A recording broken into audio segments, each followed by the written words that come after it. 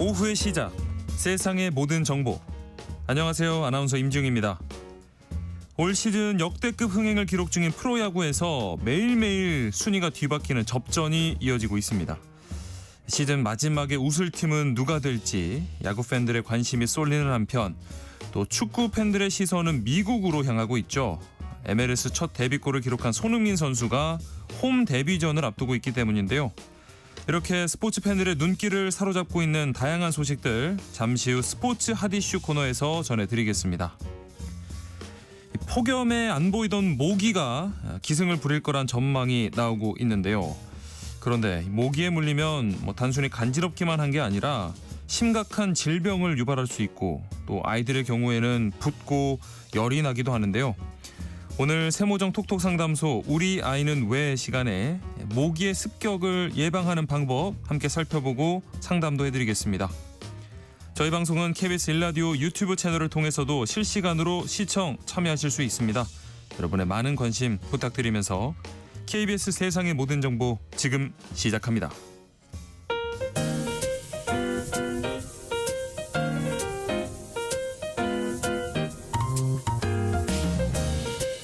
정신없이 바쁜 하루 놓치면 안 될 경제 사회 분야 뉴스를 한 번에 정리해드립니다. 하프타임 뉴스. 먼저 이 시각 주식시장 상황부터 살펴보겠습니다. 장현재 시황캐스터 연결돼 있습니다. 안녕하세요. 안녕하세요. 자, 오늘 코스피 움직임은 어떨까요? 네, 오늘 하락 출발한 코스피, 한국은행의 기준금리 유지 발표가 나온 이후에 상승 반전했습니다. 현재 0.51% 오르면서 3,200선을 회복했는데요. 3,203포인트 가리키고 있고요. 네. 수급적으로는 오늘 외국인과 기관 쌍끌이 매수 우위를 보여줍니다. 외국인이 1,167억 원 매수 우위, 기관도 1,730억 원 사작 포지션 취하고 있습니다. 예. 개인만 홀로 3,276억 원 팔아내고 있습니다. 오늘 시가총액 상해 종목 중에서는 SK 하이닉스와 자동차 대표주들이 상승합니다. 우선 SK 하이닉스는 시장 예상치를 살짝 웃돈 엔비디아 실적 발표에 긍정적인 영향을 받고 있습니다. 예. 현재 2% 넘게 상승하고 있고요. 자동차 대표주 내에서는 기아가 외국인과 기관 매수세가 들어오며 3%대 오름세 기록하고 있습니다. 네, 최근 국내 증시에서 이 코스피와 코스닥의 흐름이 조금 엇갈리는 모습이던데 그러면 오늘 코스닥 지수는 어떨까요? 네, 오늘도 마찬가지입니다. 이 코스피와 달리 코스닥 시장 약세가 이어지고 있습니다. 낙폭을 많이 줄여내긴 했습니다만 현재도 0.17% 약세로 딱 800포인트에 턱걸이하고 있고요. 예. 수급적으로는 외국인과 기관이 양 매도를 보여줍니다. 외국인이 439억 원 매도 우위, 기관도 53억 원 순매도하고 있습니다. 여기서는 개인만 홀로 551억 원 매수 우위 기록 중입니다. 오늘 코스닥 대형주 흐름이 부진한데요. 2차전지 대표주인 에코프로비엠과 에코프로가 나란히 하락하고 있습니다. 각각 2.1%, 3.6% 약세 보여주고 있고요. 지금 10위권 내에서는 HLB와 삼천당 제약만 오름세 기록 중입니다. 네, 오늘 장에서 눈에 띄는 종목도 짚어주시죠. 네, 오늘은 증권주에 투자자들의 관심이 집중되고 있습니다. 이 미국 기준금리 인하 기대와 함께 자사주 소각을 의무화하는 3차 상법 개정안 논의가 이어지면서 관련주 부각되고 있는데요. 예. 상상인증권과 부국증권 등이 두 자릿수 상승을 기록하고 있고요. 더불어서 미래에셋증권과 대신증권 등도 오름세입니다. 최근에 원달러 환율은 오름세던데 지금 움직임은 어떨까요? 네, 오늘 외환시장 1,394원 선에 출발했는데요. 지금 많이 약한 모습입니다. 1,387원 10전에 거래되고 있습니다. 네, 지금까지 장현재 시황캐스터와 함께했습니다. 고맙습니다. 감사합니다. 자, 이제 임선우 뉴스캐스터와 함께 하프타임 뉴스 이어가 보겠습니다. 안녕하십니까? 안녕하세요. 오늘 오전에 한국은행이 이제 금융통화위원회를 열었습니다. 예상대로 기준금리를 동결했네요. 네, 연 2.5%로 지난달에 이어서 다시 또 동결했습니다. 네. 최근 강경한 스탠스로 트럼프 대통령과 강대강 대치에 나섰던 이 제롬 파월 연준 의장마저 잭슨홀 미팅에서 금리 인하를 시사하면서 우리도 내리지 않을까 하는 기대가 살짝 있었지만 결국 동결을 선택했는데요. 네. 경기 부양을 위해 기준금리를 인하해야 한다는 요구가 커지는 상황이지만 가계부채와 서울의 집값 상승 우려가 인하의 발목을 잡은 것으로 보입니다. 금통위는 지난달 동결 결정을 하면서 향후 석 달 이내 인하 가능성을 시사했는데 일단 이달은 비켜간 모습이고요. 예. 정부의 6.27 대책과 3단계 스트레스 DSR 시행 이후 가계부채와 서울의 집값 상승세가 진정되긴 했지만 통화당국 입장에선 조금 더 시간을 갖고 살펴볼 것이란 예상이 시장에서 많았습니다. 예. 6.27 대책 후 서울의 아파트 거래가 확연히 줄었지만 일부 인기 지역에선 신고가 행진이 이어지고 또 최근 들어 한강벨트 중심으로 다시 거래가 늘어나는 조짐이 나타나고 있기 때문에 신중 모드를 유지하는 걸로 보이고요. 예. 또 미국의 다음 달 기준금리 인하를 확인한 뒤 한은이 인하에 나설 것이라는 관측도 나오고 있습니다. 네. 한은은 올해 경제 성장률 수정 전망치도 발표했는데 기존의 0.8%에서 0.9%로 0.1%포인트 상향 조정했습니다. 2분기 성장률이 예상치보다 웃돌았던 데다 2차 추가 경정 예산 효과도 성장률을 0.2%포인트 추가로 끌어올리는 것으로 전망했는데요. 대미관세 협상 타결과 민생회복 소비 쿠폰 지급으로 소비 심리와 기업들의 체감 경기 등 지표가 개선되고 있는 점도 반영된 것으로 보입니다. 네, 그리고 간만에 좀 반가운 소식이 있습니다. 올 상반기 출생아 수가 크게 늘었다고요. 네, 요즘 제 주변에서도 그렇고 이 반가운 아기 울음소리가 많이 들렸는데요. 네. 올 상반기 출생아 수가 12만 6천 명을 넘어서면서 상반기 기준 역대 최고 증가율을 보였습니다. 네. 지난해부터 꾸준히 혼인 수가 늘고 있고 30대 여성 인구 증가와 더불어서 출산에 대한 긍정적인 인식이 폭넓게 자리 잡은 덕분인데요. 예. 둘째 아이 효과도 톡톡히 봤다고 합니다. 지난해 출생아 수는 23만 8,300명으로 전년보다 4% 가까이 늘었는데 특히 둘째 아이 수가 9년 만에 반등하면서 전체적인 출산율 증가 흐름에 영향을 줬습니다. 네.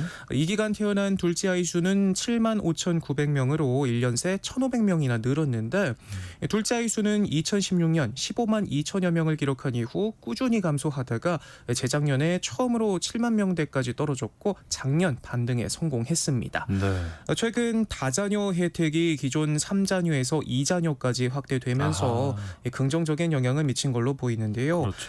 앞서 정부는 아이가 둘만 있어도 아파트 분양 시 특별 공급 청약 등 각종 혜택을 받을 수 있도록 기준을 완화했고 또 최근 일과 가정을 모두 챙길 수 있도록 돕는 재정 지원도 늘면서 출산에 대한 긍정적 인식이 확산하는 모습입니다. 예. 다만 그럼에도 현실은 여전히 녹록지 않습니다. 특히 우리나라 남녀 평균 초혼 연령이 빠르게 높아지고 있다는 점이 걸리는데요. 네.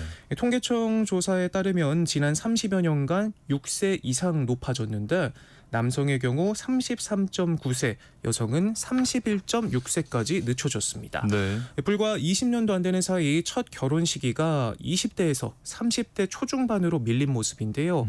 출산율은 이미 1980년대 초반부터 대체 출산율 아래로 떨어졌고 2000년대 초반 이후로는 초저출산 현상이 20년 넘게 이어지고 있는 상황에서 간만에 들려온 반가운 아이 울음소리가 앞으로도 꾸준히 늘어날 수 있도록 많은 관심과 또 맞춤형 정책들이 빠르게 자리 잡았으면 하는 바람입니다. 네. 자, 부동산 관련 소식도 짚어보겠습니다. 오늘부터 이 빌라를 포함한 비아파트 전세 대출이 어려워진다고요. 네, 한국주택금융공사가 전세자금 보증 심사를 대폭 강화하면서인데요. 주택도시보증공사에 이어서 심사에 공시가격 126% 룰을 적용하기로 했습니다. 은행재원 일반 보증과 무주택 청년 특례 보증 심사 때 선순위 채권과 임차 보증금 합계가 공시가의 126%를 넘어갈 경우 보증을 거절하기로 한 건데요. 네. 또 그동안은 보증금액이 2억 원을 넘어갈 때만 선순위 채권과 보증금 합계가 주택가격의 100%를 넘지 않도록 관리했지만 앞으로는 보증금 규모와 관계없이 일괄 적용되고 주택가격 산정 방식도 공시가 140%로 통일됩니다. 예. 규제가 대폭 강화되면서 만만치 않은 파장이 예상되고 있는데요. 비아파트 시장의 역전세난 우려가 본격화되면서 전세 사기 후속 대책이 오히려 서민과 임대인을 이중 피해자로 만들고 있다는 지적이 보이는데 네. 부동산 중개 플랫폼 집토스가 조사를 해봤더니 2023년 하반기 체결된 계약의 27.3%가 새 기준을 초과해 동일 조건으로는 신규 세입자가 전세 대출을 받을 수 없는 것으로 나타났습니다. 수도권 빌라 10곳 중 3곳은 신규 전세 대출이 막히는 셈이죠. 네. 문제는 이번 개편이 단순히 신규 계약에만 그치지 않고 기존 세입자 보증금 반환 문제로도 이어질 수 있다는 건데요. 세입자가 나가려 해도 새로 들어올 임차인이 대출을 받지 못하면 집주인이 돌려줄 보증금을 확보하기 어려워지고요. 그렇죠. 이 때문에 일각에선 이번 조치가 자칫 제2의 화곡동 사태, 깡통 전세의 도미노로 이어질 수 있다는 경고도 나오고 있습니다. 네. 자, 이제 내년부터는 이 학생들이 수업 중에 스마트 기기 사용을 못하게 원칙적으로 금지된다고요. 네, 지금까지는 이 교육부 고시로 사용을 제한해 왔는데 네. 이걸 원칙적으로 금지하는 법이 국회를 통과했습니다. 어허. 이 수업 시간에 폰 만지는 게 무슨 큰 대수일까 싶으실 수도 있겠지만 이 수업하는 교사 옆에서 버젓이 누워 이 스마트폰을 들여다보거나 아이고. 제지하려는 교사를 폭행하는 일까지 나올 만큼 아이고, 네. 휴대전화를 둘러싼 학내 갈등은 그간 끊이질 않았습니다. 오죽했으면 학생들의 휴대전화를 통제하는 걸 두고 줄곧 인권 침해라 판단해왔던 인권위마저 지난해 10월에는 인권 침해가 아니다 입장을 바꿨고 네. 결국 국회가 법 개정에 착수했습니다. 국회 본회의에서는 수업 중 휴대전화 등 스마트 기기를 쓰면 안 된다는 내용의 초중등 교육법 개정안이 통과가 되는데 교내 스마트 기기 사용뿐만 아니라 소지까지도 필요시에는 학칙으로 제한할 수 있겠습니다. 네. 당장 내년 3월부터 이 초중고에서 모두 시행이 되는데 청소년의 자기결정권 침해라는 반발도 여전한 만큼 적지 않은 파장이 예상됩니다. 자, 다음 뉴스는요. 제주항공이 갑작스럽게 일부 노선 운행을 중단하기로 해서 소비자들 불만이 커지고 있다고요. 네, 불과 2달 전에 대대적인 특가 판매에 나서곤 돌연 운행 중단을 결정하면서 여행 일정까지 다 짜놓고 떠날 날만 기다리던 고객들은 졸지에 숙소 등 위약금까지 물게 생기자 불만을 쏟아내고 있습니다. 네. 제주항공은 동절기 괌과 다낭 노선 비운항을 결정했는데 사업 계획 변경이라는 짤막한 설명뿐인 결항 메시지를 예매 고객에게 전달하고 있습니다. 여행 수요가 뒷받쳐주질 못해서 해당 노선 여객 수가 절반 가까이 줄자 수익성 악화로 결국 태도를 바꾼 건데 이 고객들은 지난 6월 연간 최대 프로모션이라며 홍보해놓고 이제와 결항이라니 황당하다는 입장입니다. 네네. 당시 제주항공이 90% 넘게 할인된 가격에 티켓을 판매하면서 예매 전쟁까지 벌어졌었는데 몇 시간이고 자리 지켜잡고 월차까지 조정해 잡은 일정인데 이건 누가 보상해주나 비판하고 있습니다. 네. 특히 항공권에 맞춰 숙소며 식당이며 전부 예약해두었다가 위약금 폭탄에 맞게 생겼는데 이 티켓 취소 환불은 해준다지만 이 손실은 참. 누가 책임지느냐 호소하기도 했습니다. 네. 예사 측은 이 전액 환불이나 추가금 없는 대체 항공편을 제공하겠다 나섰지만 이미 틀어진 일정에 추가 수수료를 내야 하는 건 매한 가지라 충분한 보상이 아니라는 지적이 나오고요. 그럼에도 제주항공은 보상금 지급 등은 검토하지 않고 있는 것으로 전해지면서 이 논란은 더욱 커질 것으로 보입니다. 아니 이 보상금도 문제인데 이 상처받은 마음은 또 어떻게 합니까? 그러니까요. 네, 들떠 있었을 텐데 기대감으로. 그런가 하면 필리핀 세부에서 인천으로 오는 이 대한항공 항공편이 예정보다 1시간 30분 넘게 지연 출발을 했는데 이게 알고 보니까 승무원들의 단체 지각 때문이었다고요? 네, 기체 결함이나 기상 이슈도 아니고 승무원들이 단체로 지각하면서라고 합니다. 당시 필리핀에서 인천으로 돌아오기 위해 대기 중이던 비행기는 1시간 반 동이나 뜨질 못하고 제자리에 있었다고 하는데 네. 항공사 측은 연결 항공편 도착 지연이라고 안내했지만 해당 항공편에 탑승했던 한 승객이 항공기가 왔는데도 왜 출발을 하지 않느냐 물었더니 사실 승무원들이 아직 도착하지 않았다는 답변을 들었다고 합니다. 황당하네요. 네, 그리고 실제로 한참이 지나서야 이 승무원들이 게이트의 모습을 드러냈는데 예사 측은 운항 당일 기상 상황이 좋지 않아 항공기 연결이 늦어졌다면서도 그제서야 많은 비로 현지 교통 통제가 있었고 이 승무원들의 공항 도착이 지연되면서 지상 준비와 탁승 준비도 예상보다 미뤄지게 됐다 밝혔습니다.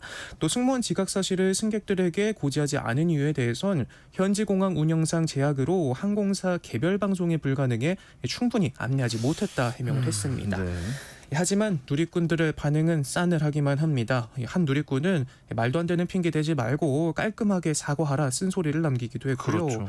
같은 곳, 같은 날씨였는데 어떻게 승객들은 제 시간에 오고 승무원만 늦었을까 되물으면서 황당하다는 반응을 보이기도 했습니다. 그러게요. 승객들은 어떻게 또 그 교통 통제를 뚫고 도착을 했을까요? 자, 올여름에 모기가 없어서 좋다는 분들이 많았는데 이제 더위가 좀 한풀 꺾이면서 다시 늘어날 가능성이 커졌다고요? 네, 워낙 더웠던 탓에 모기들도 한창 잠잠했었는데 네. 전국적인 장대비가 늦여름까지 이어지면서 자취를 감췄던 가을 모기들이 슬슬 시동을 걸고 있습니다. 당장 다음 달 중순부터 기승을 부릴 것으로 예상돼 방제 비상이 걸렸는데 예. 서울 시내 곳곳에 설치된 측정기에선 벌써부터 하루 평균 2,000마리 가깝게 채집돼 작년보다 15% 가까이 늘었다고 하네요. 네. 통상 8월부터 이 채집 건수가 줄어든다는 걸 감안하면 이 숨어있던 모기들이 길어진 장마를 타고 빠르게 늘어나고 있는 겁니다. 이 서식지 인근에 무릉덩이가 늘어나 증식에 유리한 환경이 갖춰지면서인데 전문가들은 지금부터 2주간을 골든타임으로 보고 모기 유충을 잡기 위해서 전국 곳곳에 드론까지 뛰어가며 방제 와. 작업에 나서고 있다고 하네요. 네. 또 가정에서도 피해 없도록 혹시 모기장에 구멍 난 곳은 없는지 자세히 한번 들여다봐야겠습니다. 네. 하프타임 뉴스 여기까지 하겠습니다. 지금까지 임선우 뉴스캐스터와 함께했습니다. 고맙습니다. 고맙습니다. KBS 라디오 세상의 모든 정보 함께하고 계신 지금 시각은 12시 36분입니다. 이 시각 교통정보 알아보겠습니다. 점심시간을 지나고 있는 도로 위로는 돌발 구간 중심으로 정체가 이어지고 있습니다. 서울 양양고속도로 양양 방면으로 인제 부근 1차로에서는 사고를 처리하고 있어서 부근으로 많이 혼잡합니다. 영동고속도로 강릉 쪽으로는 군포에서 부곡 사이와 또 용인에서 양지터널 사이로 정체되고 반대 인천 쪽으로 부곡 부근 4차로에서는 고장난 화물차를 처리하고 있습니다. 더 가서는 멀고풍기점 일대로 더디게 지납니다. 중앙고속도로 부산 쪽으로 남제천 부근 1차로에서도 사고가 나면서 부근으로 정체 시작됐습니다. 경부고속도로 서울 방면으로 양산 졸음쉼터 부근에서도 사고가 났는데요. 1, 2차로를 막고 처리하고 있어서 양산 분기점 일대로 정체 심해졌습니다. 서울 시내 신월여의 지하도로 인천 쪽으로 여의도 분기점을 지나서는 1차로에 고장난 차가 서 있습니다.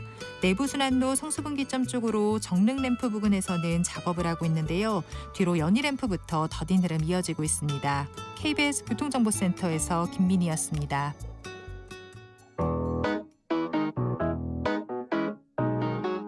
세상의 모든 정보는 청취자분들의 관심과 참여를 기다립니다. 방송 들으시면서 궁금한 점이 있거나 의견 공유하고 싶은 분들 계시면 문자 보내주세요. 추첨을 통해 모바일 쿠폰 보내드리겠습니다. 참여하실 번호는 샵 9730이고요. 짧은 문자 50원, 긴 문자 100원의 이용료가 부과됩니다. 콩 게시판을 통해서는 무료로 참여하실 수 있고요. KBS 1라디오 유튜브 채널을 통해서도 실시간으로 시청 참여하실 수 있습니다. 시선 집중. 지금 가장 화제가 되고 있는 스포츠 뉴스를 파헤쳐보는 시간 스포츠 핫이슈입니다. 오늘도 KBS 스포츠국 정현호 PD와 함께합니다. 안녕하십니까? 네, 안녕하십니까. 자, 오늘도 프로야구 소식으로 시작을 해보겠습니다. 네. 일단 올 시즌 이 중위권 경쟁이 뭐 어느 때보다 치열해서 지난주와 또 상황이 많이 달라졌는데 그렇죠. 롯데는 연패를 끊었고 연승을 달리던 두산이 5연패에 빠졌고 네. 또 삼성 라이온즈가 무섭게 치고 올라오고 있습니다. 그러니까 말이에요. 말씀하신 주신 것처럼 정말 네. 뭐 일주일 정도가 아니죠. 하루 이틀만 지나도 네. 순위가 확확 바뀔 정도인데 일단 좀 판도를 보자면은 2강 체제라고 보시면 될 것 같아요. 네. LG와 한화가 현재 2강을 형성하고 있고 예. 근데 제가 왜 2강이라고 말씀을 드렸냐면은 2위 한화와 3위 SSG의 경기 차가 9경기 차이가 납니다. 아하, 이제 많이 벌어졌네요. 좀 많이 벌어졌죠. 네. 그런데 3위 SSG와 9위 두산의 경기 차가 네. 9경기가 안 납니다. 아, 그러니까 2위와 3위의 경기 차가 3위와 9위의 경기 차보다 더 많이 나고 있는 그러네요. 그 정도로 어떻게 보면 굉장히 중위권이 치열하게 물려 있는 상황이거든요. 네. 그 이후에 보시면 또 이제 SSG가 3위에 자리를 하고 있고 네. 4위 롯데자이언츠가 또 SSG를 반경기 차로 추격을 하고 있습니다. 네. KT 위즈는 심지어 이 롯데와 동률이어서 공동 4위에 자리를 하고 있고요. 네. 이미 여기까지만 봐도 5강 싸움이 거의 끝나는 상황인데 문제는 이 뒤에 있는 6, 7, 8위 팀들도 만만치 않다는 거거든요. 네. 삼성 라이온즈가 어제 또 대승을 거두면서 최근에 이제 5연승 거두면서 이제 KT 그리고 롯데를 반경기 차로 또 추격을 하고 있는데 예. 이 와중에 또 NC 다이노스가 삼성을 반경기 차로 쫓고 있습니다. 와. 이렇게 되니까 7위까지도 전혀 승부를 알 수 없는 상황이 그러네요. 되고 있고 네. 기아가 최근에 좀 부진하긴 했는데 일단 어제 연패를 끊어내면서 다시 또 NC를 2경기 차로 추격을 하고 있는 상황이거든요. 네. 그리고 여기에 더해서 두산이 또 최근에 굉장히 페이스가 좋았었는데 어떻게 보면 좀 한화를 상대로 힘을 너무 많이 써서 그랬을지 모르겠지만 네. 최근에 또 다시 5연패에 빠지면서 예. 키움과 함께 약간 2약으로 조금 처져 있는 순위표 형세가 되겠습니다. 네.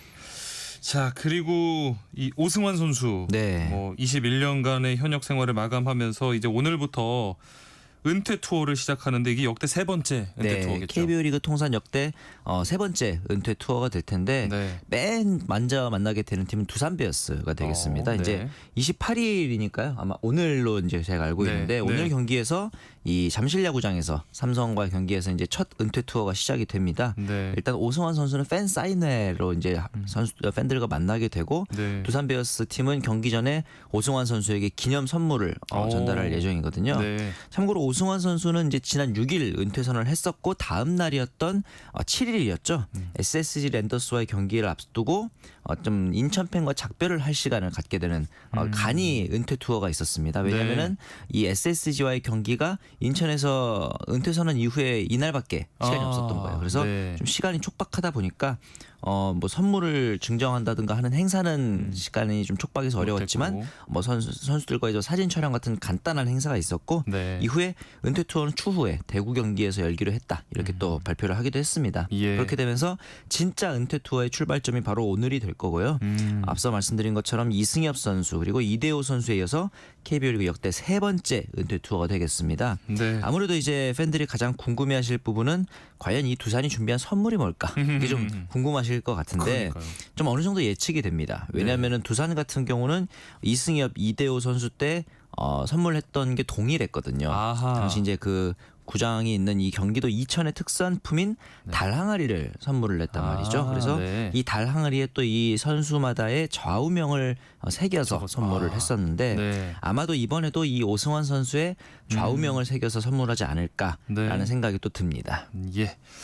한편 NC 다이노스 같은 경우에는 이 관중 사망 사고 이후에 연고지 창원하고 갈등을 이어가고 있는데 최근에 이 NC 구단이 연고지를 이전하는 쪽으로 좀 방향이 기운 것 아니냐 이런 관측이 나와요. 네, 맞습니다. 왜 그러냐면은 창원시 측에서 지난 6월에 공식 NC가 창원시에 전달했던 21가지 요청 사항에 대해서 네. 창원시의 공식 회신이 좀 수신이 됐거든요. 네. 그런데 이 부분에 대한 검토 의견을 24일 바로 이제 창원시 측에 전달했는데 전반적으로 이 제안에 대해서 즉시성, 실효성, 구체성, 이행력 이 네 가지 측면에서 미흡하다라는 미흡하다. 의견을 공식적으로 전달했기 때문에 예. 제가 보기에는 이 NC와 창원과의 관계가 좀 원활하지 않은 것 같다라는 생각이 드는데요. 네. 우선 이제 좀 구체적으로 보시면은 즉시성 측면의 부족 항목에 대해서는 이 2군 전용 시설 확보를 NC가 요청했었는데 창원시가 2군 시설 확보 시점에 대해서 2031년과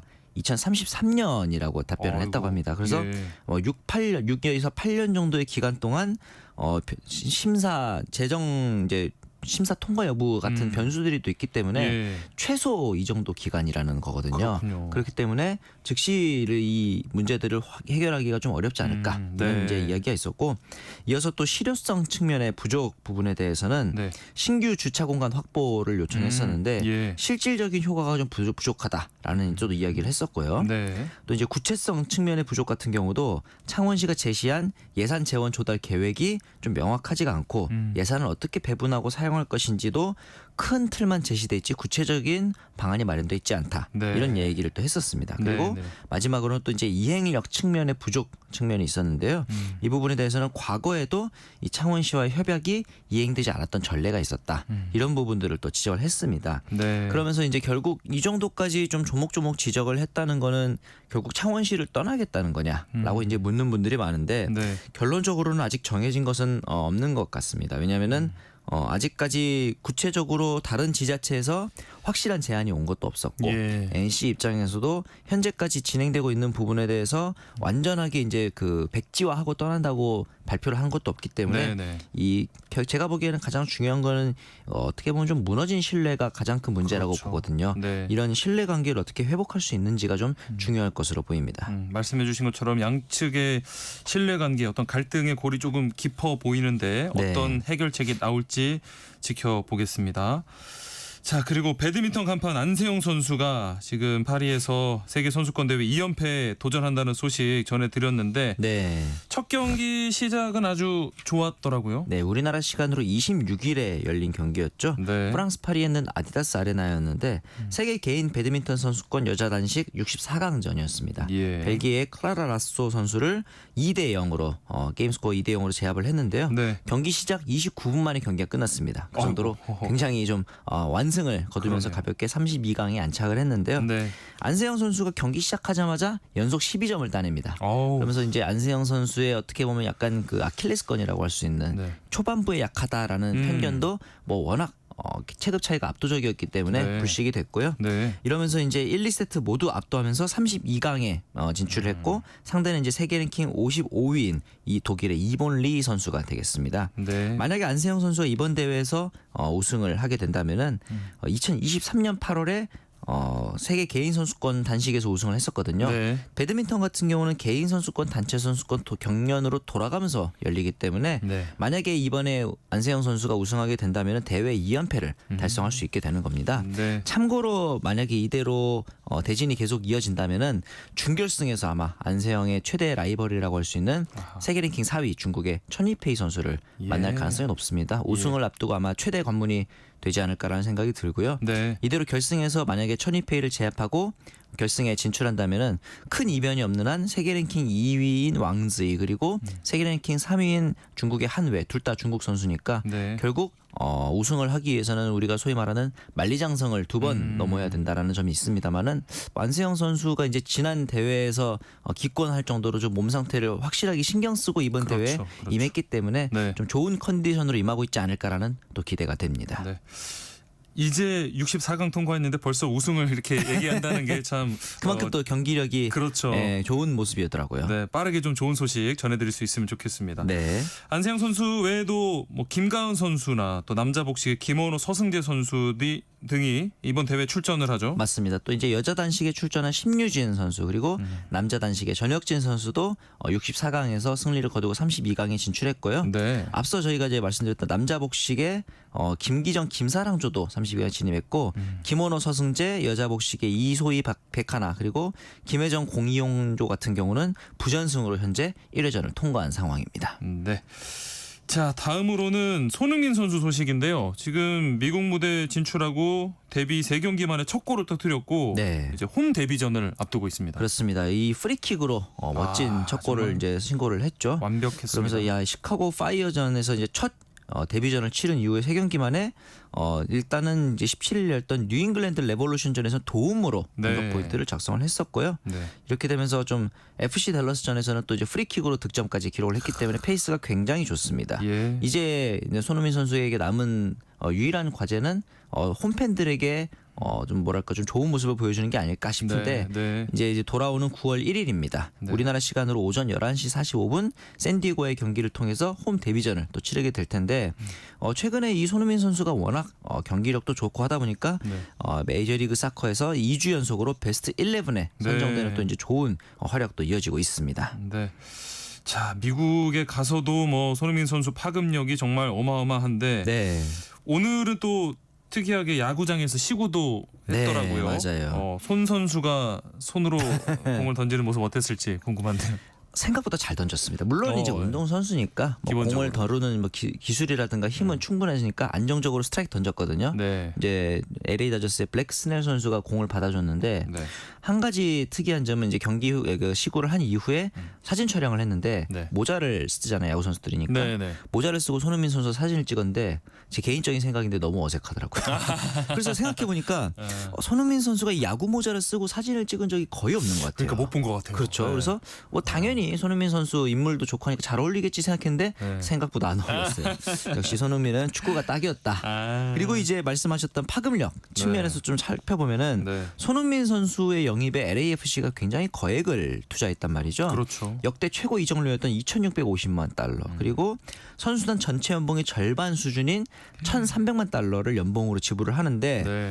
이미 지금 영입 효과는 이 당시에 2022년 LAFC가 가레스 베일을 영입했을 때 5배 이상이다. 이런 이야기가 나오고 있을 와, 정도입니다. 네. 일단 구단의 소셜미디어 팔로워 수가 2배 이상 증가했고요. 예. 구단 관련 콘텐츠의 조회수는 무려 594% 증가한 339억 뷰를 기록을 하고 있다고 합니다. 와. 그리고 이제 뭐 이런 전반적인 스포츠 마케팅 효과가 지금까지 나오는 가장 대표적인 수치 중에 하나가 유니폼 판매 아니겠습니까? 그렇죠. 네. 현재까지 150만 장이 팔렸다고 합니다. 벌써 이 수치가 메시가 인터 마이애미로 이적해서 팔아낸 유니폼 수치에 비해서 3배 이상 많은 수치라고 그래요? 하거든요. 네. 이렇게 보니까 이제 뭐 단순히 마케팅적으로도 플러스 요인이고 앞서 말씀드린 것처럼 전력 강화에 있어서도 이미 큰 도움을 받기 때문에 LAFC는 이미 투자한 비용 이상을 뽑아내지 않았을까라는 또 개인적인 생각도 듭니다. 아주 만족하면서 만세를 부르고 있을 것 같고요. 그러니까요. 자, 이런 가운데 홍명보 감독이 지난 25일에 이 9월 대표팀 A매치 명단 발표를 했는데 네. 주장 교체 가능성을 또 내비치기도 했어요. 맞습니다. 25일에 이제 발표한 명단을 보면서 대표팀 주장과 관련된 질문이 또 이어졌는데 네. 사실 이 질문은 항상 나오는 질문이었습니다. 그런데 네, 그 전에는 홍명보 감독이 그럴 리 없다라고 일축했었는데 최근에는 이번 인터뷰에서는 지금 주장을 바꾼다 안 바꾼다라는 결정을 하진 않았다. 굉장히 좀 스테이터스 많이 달라진 네. 인터뷰였거든요. 그러다 네. 보니까 뒤이은 또 멘트에서도 팀을 위해서 어떤 선택이 가장 좋을지는 좀 꾸준하게 고민해야 될 부분이다. 이런 뉘앙스로 봤을 때는 손흥민 선수 대신에 뭐 예를 들어 김민재 선수라든가 네. 다른 선수로의 감독 교체설도 이어져 오고 있는 주장. 상황이거든요. 네. 손흥민 선수가 사실 주장을 좀 오래 하긴 했습니다. 2018년 9월에 선임된 이후로 무려 7년째 대표팀 주장을 하고 있어요. 그랬군요. 네. 그래서 이제 이 물론 송명보 감독 입장에서는 굳건한 신뢰를 그동안까지 보내왔습니다만 손흥민 선수가 부진하거나 뭐 문제가 있어서 교체한다기보다는 네. 이 주장이란 자리가 좀 어려운 자리다 그렇죠, 보니까 그렇죠. 손흥민 선수에게 좀 부담을 덜어주기 위해서 교체하는 것이 아니겠느냐라는 네. 또 이제 관측도 나오고 있는 상황이기도 합니다. 네. 얘기 나온 김에 이번 발표된 A매치 명단 좀 보면 J리그에서 뛰고 있는 오세훈 선수가 이름을 올렸어요. 네. 뭐 일각에서는 더 득점력 좋은 선수 두고 왜 오세훈 선수냐 이러기도 네. 하는데 홍명보 감독이 무슨 생각을 하고 있을까요? 제가 보기에는 이 오세훈 선수의 가장 강력한 경쟁자라고 볼 수 있는 황희찬 선수가 최근에 폼이 좀 부진하긴 합니다. 네, 네. 이번 시즌에서는 21경기 2골에 그치고 있고 예. 선발 출전이 5경기밖에 되질 않거든요. 네. 그러다 보니까 최근 몸 상태가 더 좋은 선수 위주로 선발하겠다라는 아하. 홍명보 감독의 방침이지 않을까 싶은데 네. 문제는 오세훈 선수 역시도 J리그에서 24경기 출전 2골에 그치고 있다는 점이에요. 아이고, 예. 그리고 이제 최근 9경기 중에서는 4경기를 벤치에서 시작을 했단 말이죠. 그래요. 그렇다 보니까 뭐 비슷하게 지금 소속팀에서 경기력이 올라오지 않고 있는 상황인데 그렇다면 조금 더 상위 리그에 있는 황희찬 선수의 클래스가 더 입증된 게 아니냐라는 팬들의 비판이 나오고 있거든요. 네. 아마도 이제 선수들에게 경기를 못 뛰면 안 뽑겠다라는 메시지를 전달하려는 게 아니었을까라고 생각을 합니다만 그렇다면은 오세훈 선수가 뽑힌 것은 약간 이 부분에 있어서 상충되는 것이 아닌가라는 생각이 팬들 사이에서는 좀 지배적인 것으로 보입니다. 네. 그리고 특히 이번 명단에서 눈길을 끄는 이름이 있습니다. 네. 옌스 카스트로프. 그렇죠. 한국과 독일 이중 국적인 선수가 처음 발탁이 됐는데 네.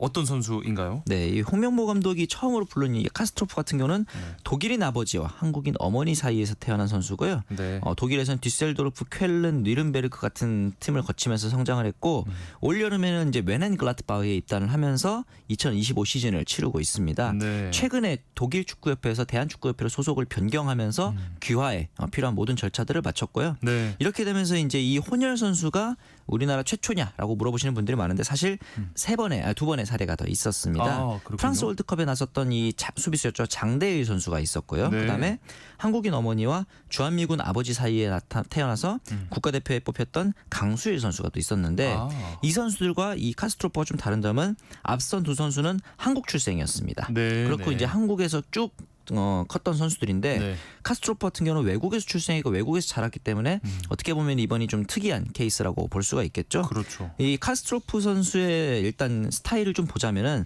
삼선에서 뛰는 중앙 미드필더 스타일인데요. 네. 굉장히 투쟁심이 있고 활동량이 많은 소위 말하는 박스 투 박스 미드필더로 알려져 있습니다. 네. 최근에 이제 우리나라에서 선수들을 좀 보면은 김남일이라든가 정우영 네, 선수 네. 이후로 이런 파이터형의 미드필더가 좀 부재하다라는 이제 좀 아쉬운 목소리가 있었는데 네. 카스트로프 선수가 이 갈증을 좀 해결해주지 않을까라는 좀 기대를 갖고 선발한 것으로 보이거든요. 네. 한 가지 이제 우리가 좀 해결해 나가야 될 부분이 있다면 아무래도 대표팀 문화라든가 분위기 적응 이런 부분들을 좀 적응해 나간다면은 네. 좋은 옵션이 되지 않을까라는 생각이 듭니다. 네, 첫 출전 경기 기대하고 보도록 하겠습니다. 네.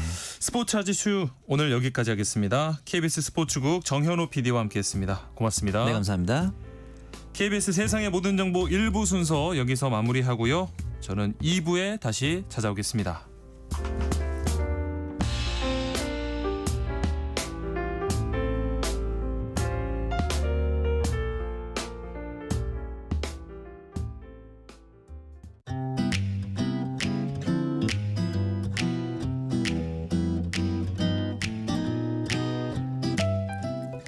안녕하세요. 바른말 고운말입니다.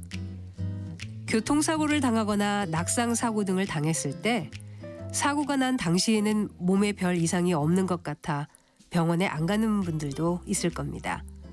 그런데 나중에 여기저기가 아파 고생하는 경우도 적지 않은 것 같은데요.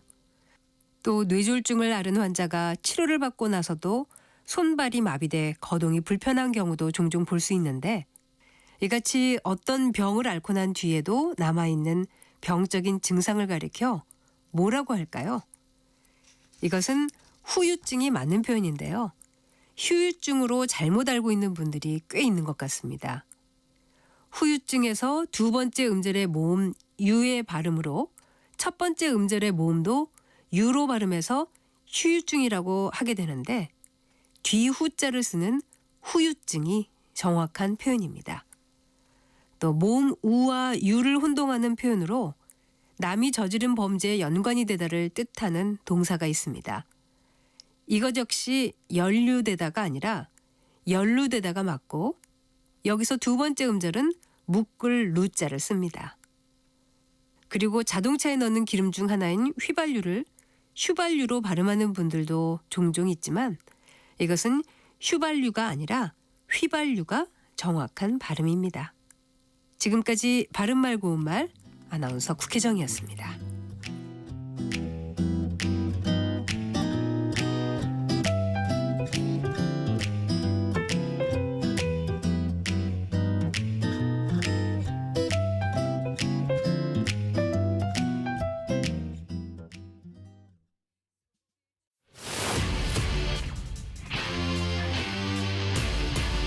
토론에 정답은 없습니다. 토론이 세상을 바꿀 수도 없습니다. 하지만 질문은 새로운 세상을 만들 수 있습니다. 질문으로 올바른 세상을 만드는 첫걸음. 평일 저녁 7시 20분 KBS 열린 토론.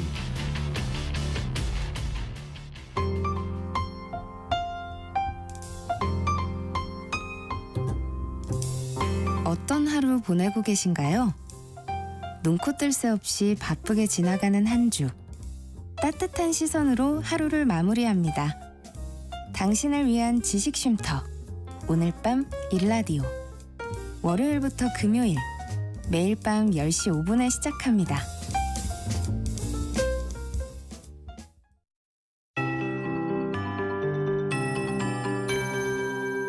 KBS 58분 날씨. 기후가 기온을 많이 바꿔놓고 있는 가운데 수도권과 영서, 충남 그리고 남부, 제주 등 많은 지역에 폭염특보가 내려져 있습니다. 당분간 최고 체감온도 33도 내외까지 오르면서 매우 무덥겠습니다. 특보는 더 확대될 수가 있겠습니다. 당분간 북태평양 고기압의 영향으로 무더위 지속되고 또 도심과 해안 위주로 열대야 나타나는 곳도 많겠습니다. 덥고 습한 공기가 서해상에서 유입되고 또 상층에 차고 건조한 공기가 만나겠습니다. 따라서 그 시점 오후부터는 대기가 불안정해지겠습니다. 오후부터 밤사이 수도권, 충청, 호남 등 주로 서쪽 대부분 지역으로 5에서 40mm 정도의 소나기가 내리겠습니다. 그리 강하진 않겠지만 천둥, 번개, 돌풍 주의해 주셔야겠습니다. 오늘 낮 기온 역시 평년 기온을 웃돌겠습니다. 서울이 32도, 대전, 전주, 대구의 예상 낮 최고 기온 33도가 되겠습니다. 29도에서 34도 분포인데요. 이 더운 공기의 습하기 때문에 체감온도는 더 높다고 보시면 되겠습니다. 현재 체감온도는 29도에서 35도 분포를 보이고 있습니다. 내일도 역시 중부지방은 흐리겠고요. 남부지방은 구름 많이 낀 가운데 소나기 내리는 곳이 많겠고 오늘 밤부터는 영동지방의 바람이 매우 강해지겠습니다. 지금 서울의 기온은 30.7도입니다. 강혜종입니다.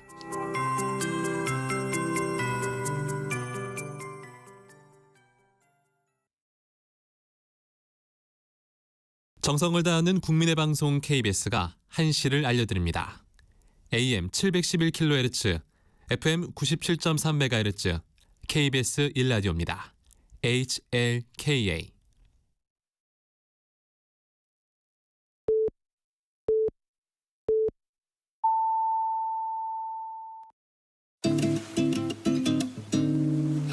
나른한 오후를 책임질 영양 만점 지식 비타민. 세상의 모든 정보.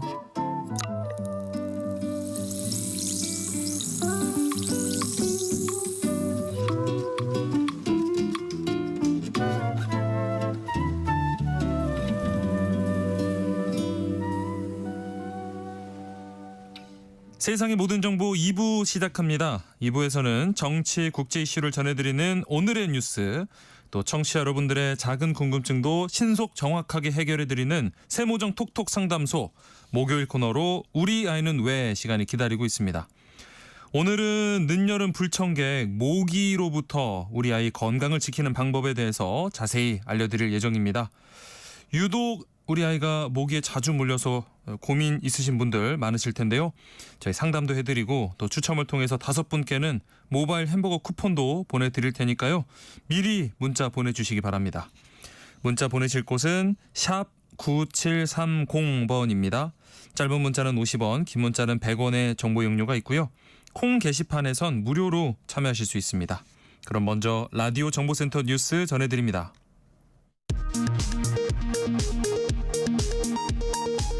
이재명 대통령이 3박 6일간의 미국, 일본 순방 일정을 마치고 오늘 새벽 서울공항을 통해 귀국했습니다.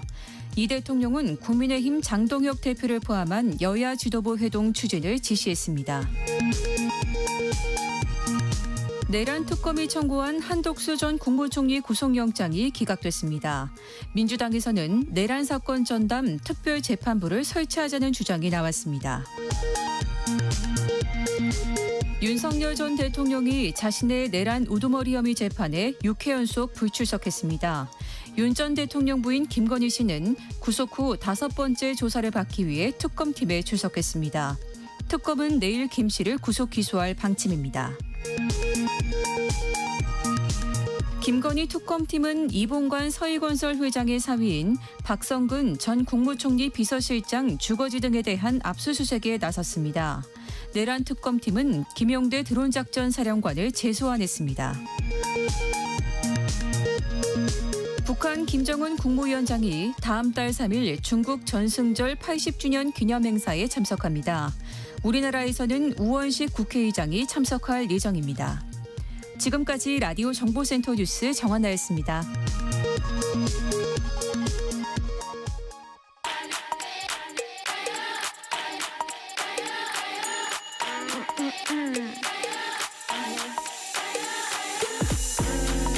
혹시 뉴스 빠뜨리셨나요?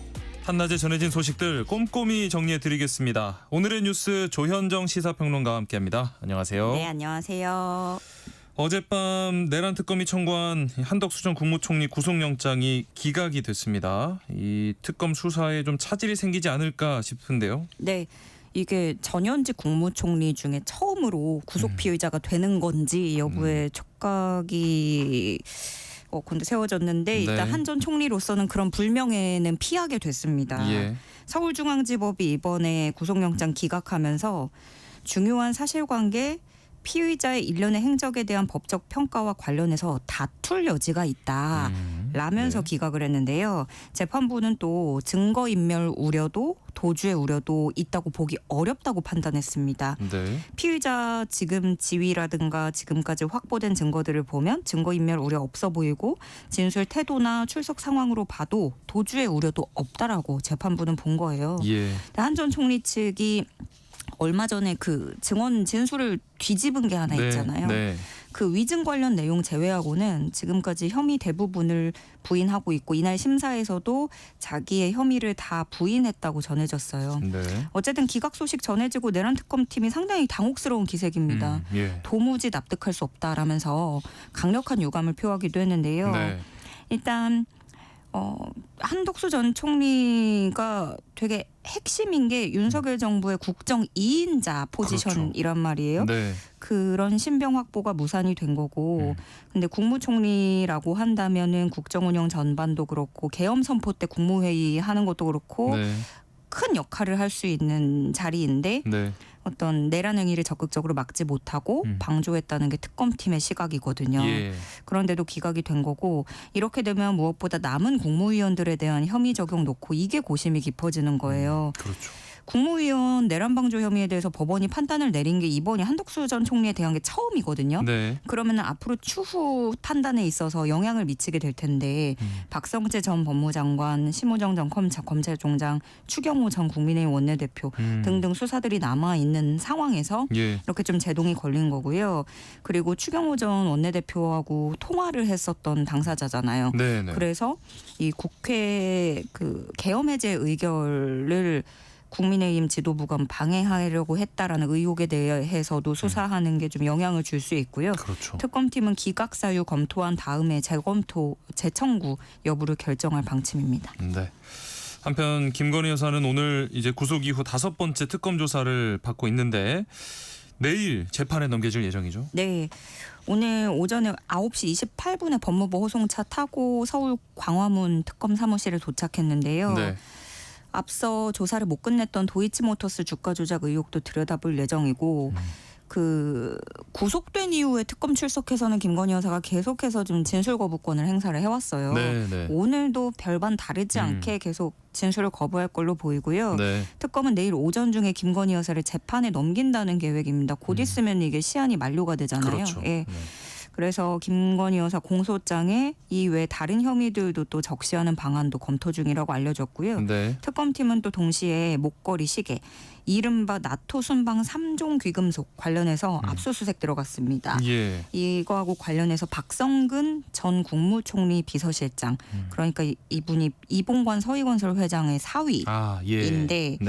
이 박 전 비서실장 주거지에 대한 압수수색 들어갔고요. 네. 원래 특검이 그 전에 밝혔던 게 서희건설 이봉관 회장 조사 일정을 조율하고 있다라고 했는데 이게 건강상 일정 이유 때문 그런 네. 건강상 이유 때문에 조사가 실제로 성사되진 않고 있고 기다리고 있는 조율하는 상황이었거든요. 예. 그래서 이봉관 회장을 부르기 전에 그에 앞서서 사위인 박 전 실장 주거지 압수수색부터 착수한 것으로 보여집니다. 네.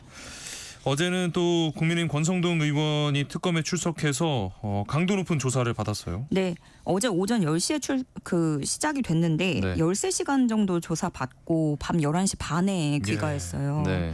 그런데 권성동 의원은 굉장히 적극적으로 대답을 했나 봅니다. 네. 통일교와 접촉 계기 등을 특검이 질문하고 그 특검이 50페이지 넘게 질문지를 준비를 했는데 예. 그거를 거의 다 소화를 했다고 해요. 네. 그러니까 진술 거부 없이 적극적으로 본인의 그런 어떤 해명을 피력하는 상황이었고 네. 특검팀이 또 그 전에 권성동 의원 사무실 포함해서 10여 곳 압수수색하고 네. 국민의힘 당사도 강제 수사했지만 이건 다 또 무산이 됐었고 네. 그래서 국민의힘 압수수색 영장을 재청구한다는 걸로 좀 특검팀은 갈 것 같고요. 예. 권성동 의원 그 50페이지 질문지 다 소환을 했다고는 하지만 또 다른 다룰 것들이 되게 많다고 해요. 네. 그래서 추가 조사까지도 고려 중인 것으로 전해집니다. 네. 한낮의 교양 파트너 지금 여러분께서는 세상의 모든 정보와 함께하고 계십니다. 자, 이재명 대통령이 취임 후 첫 해외 순방 마치고 오늘 새벽에 입국을 했습니다. 돌아와서도 바쁘게 국내 현안이 좀 산적해 있죠. 네. 그러니까 취임한 지 얼마 안 된 상황에서 거리 선거였는데 굉장히 커다란 그 순방 일정을 네. 소화를 했고 그렇죠. 3박 6일이라는 것도 되게 빠듯하고 하드한 스케줄이었잖아요. 네, 네. 그런데다가 만나는 정상들이 다 일본, 미국 해서 되게 굵직한 까다로운. 네. 나라들이었어요. 예. 돌아왔으니까 이제 참모진들하고 순방 성과 공유하고 정리하고 산적한 국내외 현안들을 점검할 텐데 네. 일단 나오는 평가는 이재명 대통령으로서는 다행이고 가슴 쓸어 내리는 거예요. 일단 한미 정상회담 평이 외신에서도 좋고 네, 네. 그래서 트럼프 대통령하고 시작이 나쁘지 않았다. 신뢰관계를 일단 스타트를 끊었다라는 네. 게 최대 수확일 텐데 예. 이제 남은 거는 대미투자펀드나 뭐 주한미군 이런 세부 내용에서의 조율이 끝나지 않은 거고 그렇죠. 이건 사실 트럼프 임기 내내 끝날 게 아니거든요. 네. 그래서 구체화되는 게 더 불리하게 되는 그런 측면이 있는데 네. 이걸 두고 트럼프를 상대해야 되는 이 전 세계 이 상황을 두고 뉴노멀이라고 하잖아요. 예. 공동합의문이 이번 한미 정상회담에 없었다라는 비판도 있지만 트럼프 대통령 자체가 20번 양자회담하면서 성명 낸 거는 3번뿐입니다. 네, 네. 그래서 여기까지는 최선이었는데 이제 이렇게 앞으로 남아 있는 과제들 그 먼저 관세 협상 대해서 대미 투자 그 유럽 연합도 그렇고 일본도 그렇고 서로 좀 늦게 처리를 하고 싶었지만 슬슬 명문화하고 있는 상황이에요. 네, 네. 그러면은 이제 우리 차례란 말이죠. 예. 그럼 이제 숫자가 좀 더 구체적으로 그렇죠. 적시가 될 텐데 네. 요게 쉽지 않을 거고 이렇게 앞으로 끊임없이 이어질 협상에서 우리가 실익을 지켜내야 되고 또 트럼프 대통령하고 이거 북미 대화라든가 한반도 비핵화 모멘텀으로 가자 뭐 이런 그림을 냈기 때문에 네. 여기에 대한 로드맵도 구상을 해야 될 거고요. 그렇죠. 그리고 국내 현안도 수두룩합니다. 아하. 나가 있는 사이에 1야당 대표가 새로 취임했죠. 예. 다음 달 1일에 당장 정기국회 시작되고 그다음 이제 연말 예산 시즌 들어가요. 아이고, 네. 그러면은 이게 이재명 대통령으로서는 정부 첫 본예산이기 때문에 무리 없이 이게 정기국회에 통과시키도록 해야 될 거고 네. 또 민주당은 다음 달에 이제 뭐 추석 얘기하면서 검찰개혁 대원칙을 내세운 정부조직법 처리하기로 했고 그렇죠. 이재명 대통령도 검찰개혁에 공감을 하고 있고 지지 기반도 애초에 검찰개혁을 원하는 사람들이란 말이에요. 네, 네. 그럼 이걸 빠르게 그러면서 또 잡음은 최대한 줄여야 되고 설득력을 얻어가면서 접근해야 되는 그런 국내 정치가 남아 있습니다. 예. 근데 이게 이재명 대통령이 겉으로는 야당을 상대하는 것 같지만 실상 집안 단속도 좀 쉽진 않아 보여요. 네. 검찰개혁 속도 두고 여당 대표하고 차이가 좀 드러났고 네. 전투력을 두고 그래서 김민석 총리하고 강훈식 비서실장마저 지금 여당의 그런 행보에 대해서 우려를 표한 상황입니다. 이렇게 여러 문제들이 산적해 있는 상황에서 일단 이재명 대통령이 귀국하자마자 국민의힘 장동혁 신임 당대표와 회담 추진을 지시했는데 국민의힘이 지금 뭐 여당도 그렇고 대통령실하고도 소통에 좀 거리를 두는 모습이에요. 네, 그 어떤 스탠스에 대한 고민이 있는 것 같아요. 근데 이재명 대통령은 누누이 얘기했습니다. 야당 대표하고도 자주 대화해야 된다. 네, 네. 본인이 야당 당대표일 때도 영수회담 하자고 했었어요. 그렇죠. 네. 네. 그리고 대통령 돼서는 야당한테도 자주 보자고 했고 네. 반탄파가 대표가 되어도 대화할 거다 했고요. 네. 그래서 영수회담 하자. 당대표 뽑혔으니까 야당 만나자. 이건데 그럼 이렇게 대통령은 먼저 손을 내밀었고 네. 그러면 그 손을 받은 야당 대표가 이걸 잡을지 뭐 모른 척할지 네. 그게 관건인데 일단 장동혁 국민의힘 신임 대표는 단순 만남은 무의미하다라면서 즉답을 피했습니다. 예. 근데 선거 때까지 장동혁 대표는 엄청난 강공 모드였잖아요. 그렇죠. 네. 선출되고 나서도 취임 일성으로 하는 말이 이재명 정부 무너뜨리겠다였어요. 네. 네. 그래서 아직 좀 참석 의사를 명확히 밝히지 않았고 대신에 야당 요구를 전면 수용해야 내가 만나주겠다. 조금 이런 식으로 얘기를 하고 있는데 예. 그리고 또 민주당 정청래 대표하고 좀 각을 세우고 있지만 일단은 취임했으니까 장동혁 대표한테 축하난을 보냈어요. 아, 네, 네. 물론 뭐 원래 늘 하는 거니까 의례적 차원이라고 선을 그을 수는 있지만 네. 근데 뭐 악수도 의례적으로 하는 거기 때문에 근데 그걸 안 했었잖아요. 그렇죠. 그래서 네. 의례적으로나마 어쨌든 형식을 갖추고 좀 뭐 이렇게 대화로 풀어갈 수 있는 그런 물꼬를 트는 거 아니냐 이런 자그마한, 해석도 네. 나오고는 있는데요. 예. 정청래 대표가 조금 요 며칠 사이에 모드를 보면 네. 장동혁 대표 선출 이후에 관련 언급을 꺼리고 있어요. 질문이 나오면 장동혁 대표에 대한 질문이 나오면 네. 자리를 뜨기도 하고요. 네.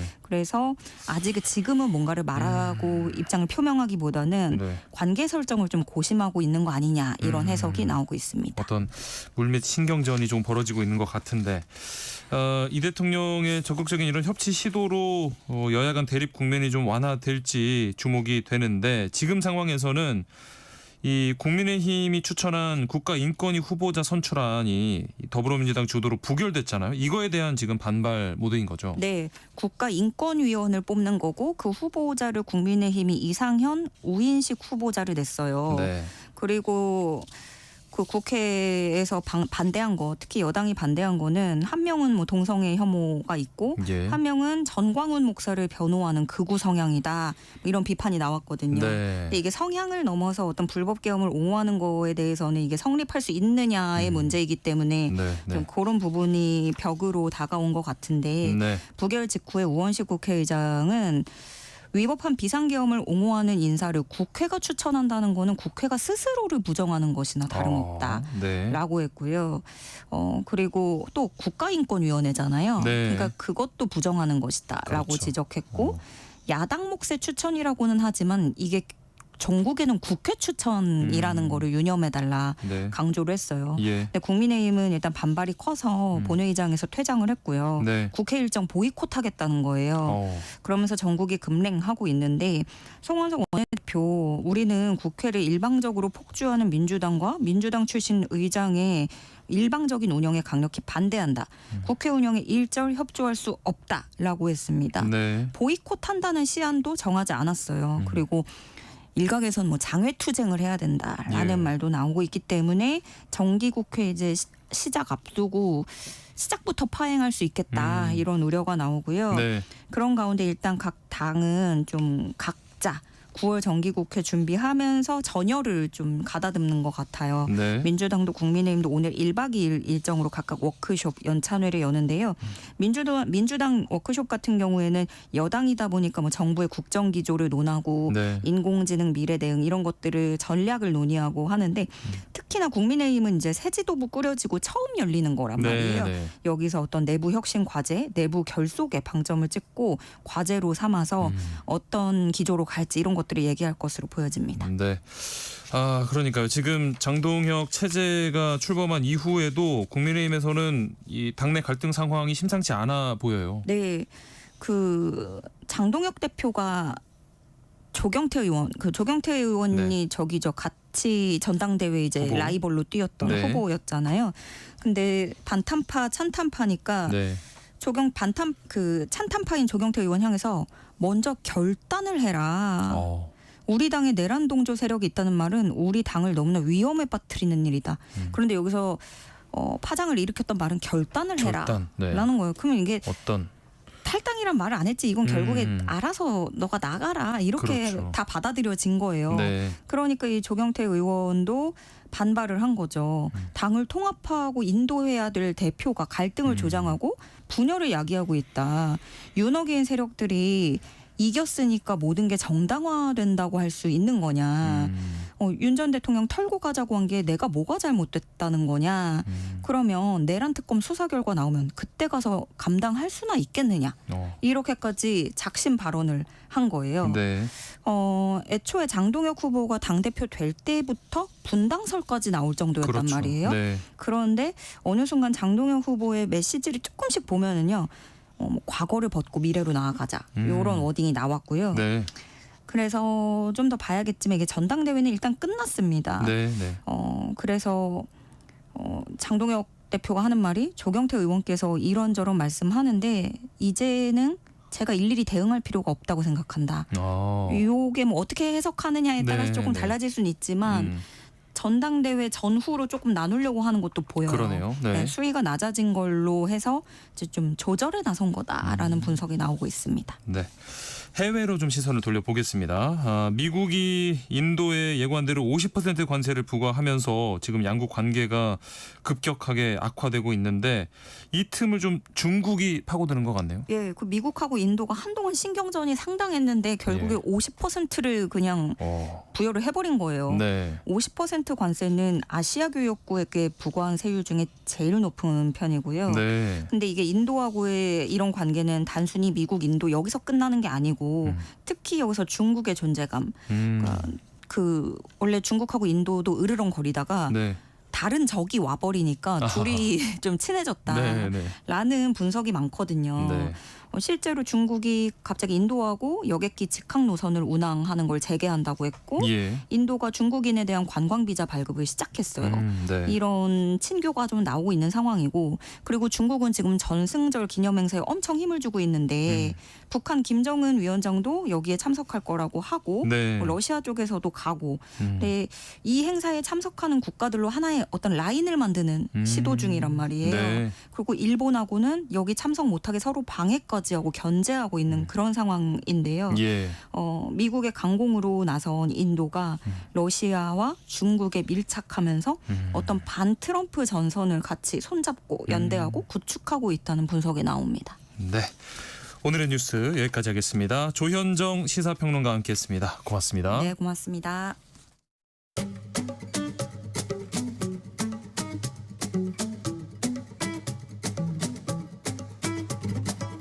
지금 바로 세모정에 물어보세요. 당신의 모든 궁금증을 풀어드리는 세모정 톡톡 상담소. 오늘도 참을인을 새기며 육아서를 뒤적이고 계실 이 시대 엄마 아빠를 위한 시간입니다. 세모정 톡톡 상담소 우리 아이는 왜? 용인 세브란스 소아청소년과 이재현 교수와 함께합니다. 안녕하십니까? 안녕하세요. 오늘은 이 늦여름 활동이 좀 활발해진 모기를 조심해야 하는 이유에 대해서 알려주신다고요. 지금 저도 지금 오른쪽 복숭아뼈에 목이 물려가지고 진짜 간지럽잖아요. 하필 또 네. 네, 제가 고생하고 있기 때문에 오늘 주제를 준비를 했는데 네. 우리가 모기하면 여름이 떠오르기 때문에 한여름 막 더울 때 모기가 많을 것 같지만 네. 사실 지금 늦여름부터 가을까지 모기가 기승을 부립니다. 그래서 모기 보통 폭염이 오거나 폭우 때는 오히려 모기들이 자취를 감췄다가 네. 날이 덜 더워지면서 활동을 시작하기 때문인데요. 네. 근데 혹시 지난 8월 20일이 무슨 날이었는지 아시나요? 8월 20일 제 생일은 아니고요. 네. 무슨 날이죠? 바로 세계 모기의 날이었습니다. 모기의 날. 네, 이렇게 뭐 모기를 축하해주거나 뭐 그런 날은 아니고요. 네네. 모기가 말라리아라는 질병을 전파하기 시작한다는 사실이 처음 밝혀진 날을 기념하는 날이에요. 아하. 네, 모기가 이렇게 귀찮은 것도 있고 간지럽게도 만들지만 여러 가지 질병을 옮길 수 있어서 위험하거든요. 네. 그래서 오늘은 이제 모기 활동이 점점 활발해질 것으로 예상되는 요즘 도움을 드릴 수 있는 정보를 전해드리려고 합니다. 네, 이렇게 우리 아이 건강을 위협하는 모기와의 전쟁을 치르고 계신 분들 또 대비하고 계신 보호자들 많으실 텐데요. 오늘 세모정 톡톡 상담소 우리 아이는 왜에서 모기 퇴치법까지 자세히 알려드리겠습니다. 방송 들으시면서 궁금한 점 있으시다면 문자 보내주시면 이재영 교수님과 상담해드리고요. 또 추첨을 통해서 5분께 모바일 햄버거 쿠폰 보내드립니다. 문자 주실 곳은 샵 9730번입니다. 샵 9730. 짧은 문자는 50원, 긴 문자는 100원의 정보 이용료가 있고요. 콩 게시판이나 KBS 일라디오 유튜브 채널을 통해서 무료로도 참여하실 수 있습니다. 일단 이 모기가 어떤 감염병을 옮길 수 있는지 설명을 좀 해주시죠.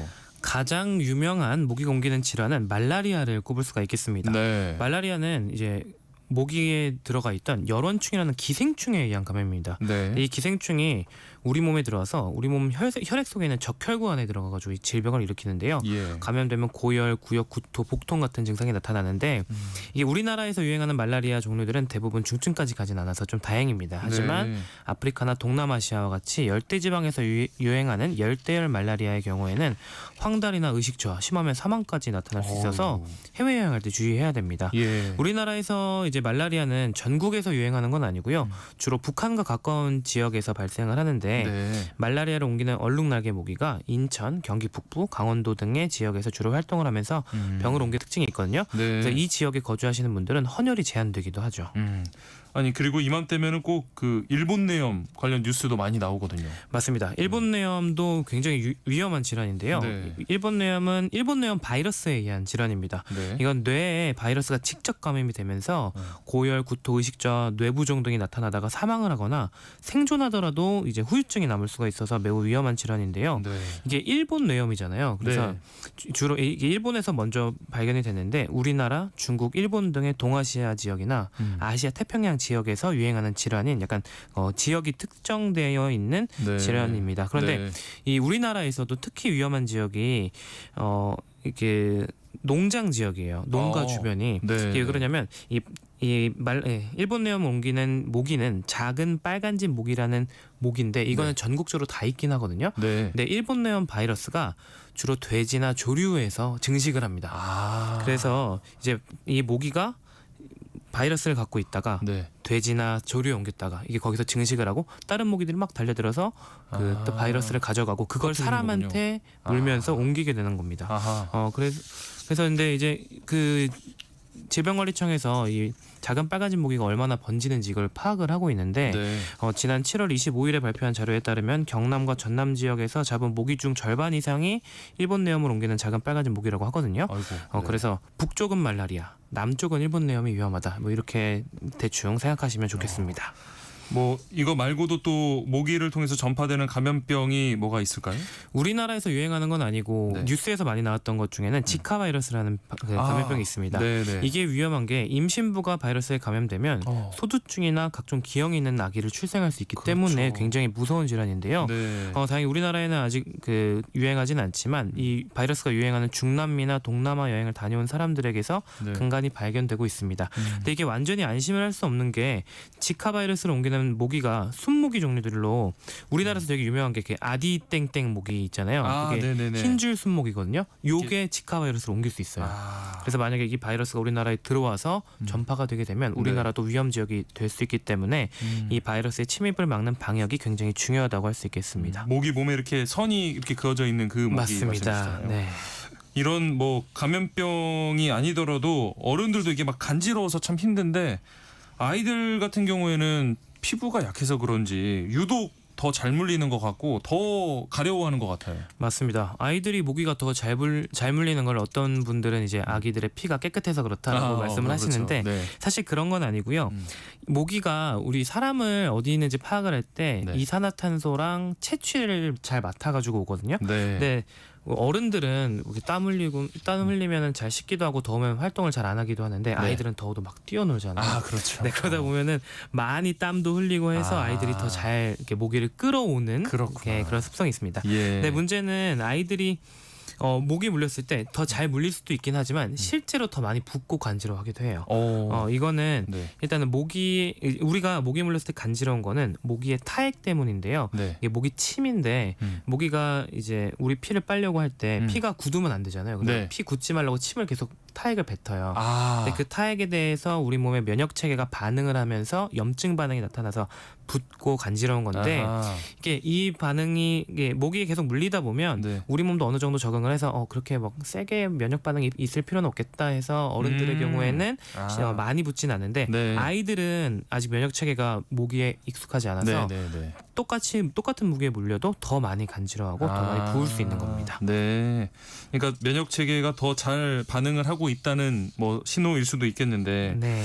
그래도 어떤 아이들 같은 경우에는 이렇게 모기 물린 곳이 유독 더 막 크게 붓고 막 피부 통증까지 호소하는 경우도 있던데 이건 왜 그런 건가요? 이건 두 가지 가능성이 있는데요. 네. 첫 번째는 아이들이 간지러운 걸 못 참고 막 긁다가 감염에 걸려서 피부 감염이 생기는 봉화지겸이 있을 수 있고요. 아이고. 두 번째는 이게 아이들의 면역이 너무 과도하게 강하게 반응하면서 네. 모기 알레르기가 생길 수 있습니다.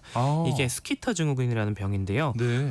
이게 봉화지겸은 보통 이제 긁어서 상처 난 데가 덧나니까 아픈 거거든요. 네. 그래서 모기 물린 지 한 며칠 지나고 나서 보통 아프고요. 네. 모기 알레르기는 알레르기들이 보통 딱 뭐가 접촉을 하면 바로 생기잖아요. 네. 그래서 모기 물리자마자 땡땡 붓고 물집 잡히고 아파한다라고 하면 모기 알레르기라고 생각하면 되겠습니다. 곧바로 반응이 왔다 싶으면은 알레르기인가 의심을 해보셔야겠고요. 네.